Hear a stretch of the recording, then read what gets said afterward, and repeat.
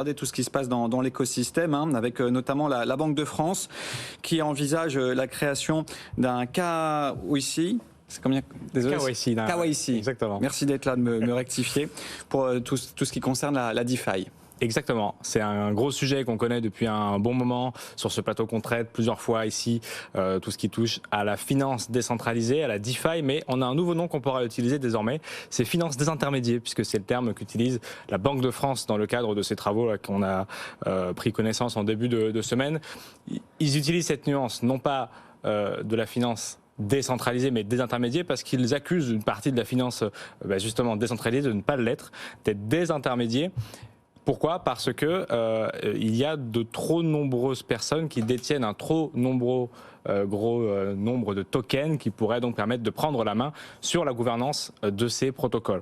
Donc on peut percevoir effectivement sur certains actifs, sur certains protocoles, qu'il y a effectivement peu de gens qui maîtrisent finalement la gouvernance du protocole. Donc on comprend l'enjeu de désintermédier plutôt que décentraliser.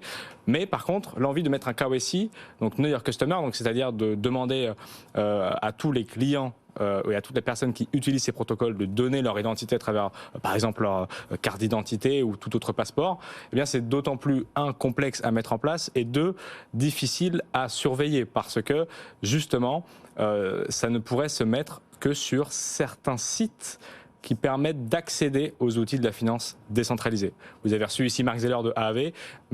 C'est des contrats intelligents. Étienne, on en a beaucoup parlé ici. Je ne vais pas refaire tout le sujet des contrats intelligents et de la capacité à faire cette finance, mais on ne pourrait le mettre que sur un site web et non pas sur les services derrière le site web.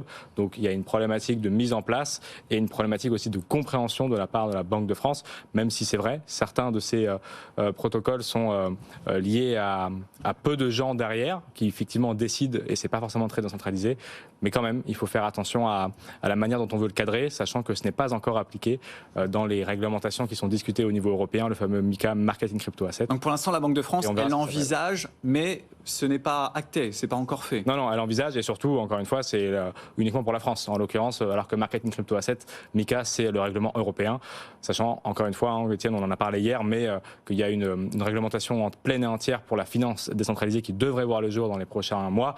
Peut-être qu'il faut attendre que l'Europe se prononce et que la France ne fasse pas un pas de travers sur ce sujet-là. Frédéric Montagnan, comment vous voyez ce sujet ?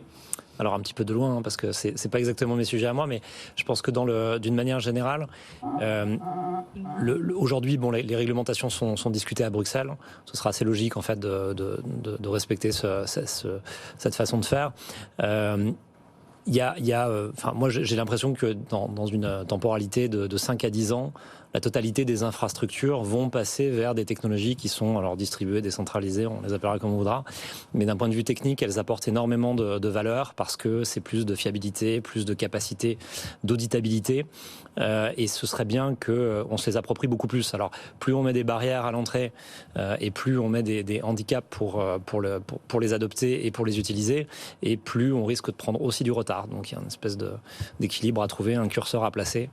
Et c'est vrai que ce serait mieux que ce soit pan-européen plutôt qu'une spécificité française qui pousserait des acteurs à partir. Ouais, exactement.